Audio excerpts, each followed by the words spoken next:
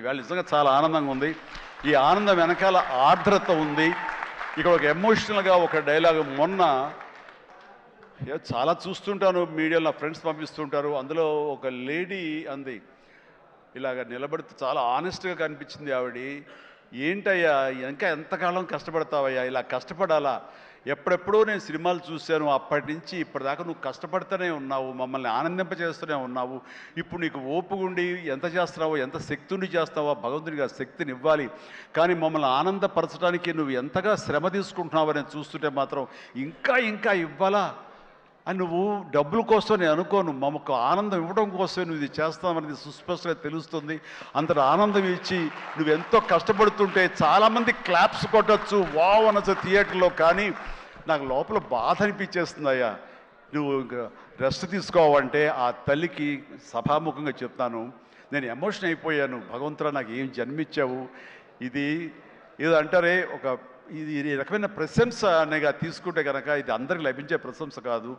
And ఆ భగవంతుడు నాకు ఇలాంటి ప్రశంసలు, ఇలాంటి అభిమానులు, ఇలాంటి ఇది ఇస్తున్నందుకు నిజంగా ధన్యవాదాలు తెలియజేస్తూ కృతజ్ఞతతోటి కళ్ళు చెమర్చుని ఆ తల్లి గురించి చెప్తాను. అమ్మ, ఇది మీకు ఎంత ఆనందం ఇవ్వాలనుకుంటున్నానో ఆ భగవంతుడు నాకు ఇలా అవకాశం ఇచ్చినందుకు నేను కూడా ఇంత కష్టపడటంలో ఆనందం అనుభవిస్తున్నాను.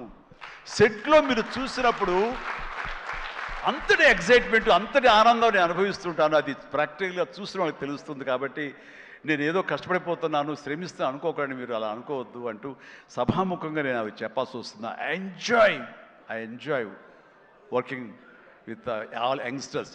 మీకు ఈ శక్తి ఎక్కడి నుంచి వస్తుందంటే కనుక మీ నుంచి వస్తుంది. నన్ను ఆనందపడేవాడు, నన్ను చూసి ఆనందపడేవాడు, నన్ను ప్రశంసించేవాడు, నేను కావాలని కోరుకునేవాడు, నాకు ఇంకా లాంజివిటీ కావాలని కోరుకునేవాడు, చిరంజీవి ఇంకా ఈ ఇండస్ట్రీలో ఇంకా రాణించాలి, ఇంకా ఎంతో మీకు ఆనందాన్ని ఇవ్వాలని కోరుకునే వాళ్ళ కోరిక ఉంది చూసారా, ఆ కోరిక తాలూకా పాజిటివ్ ఎనర్జీని నేను గ్రహిస్తూ నేను అంత ఎనర్జైజ్ అవుతున్నాను, అంత కష్టపడి పనిచేస్తాను, ఈ జన్మ ఉన్నంత వరకు మిమ్మల్ని అలరిస్తూనే ఉంటాను. అందుకని దీనికి తుది లేదు, ఇది కొనసాగింపే తప్ప. Thank you very much. ధన్యవాదాలు అండ్ జై హింద్.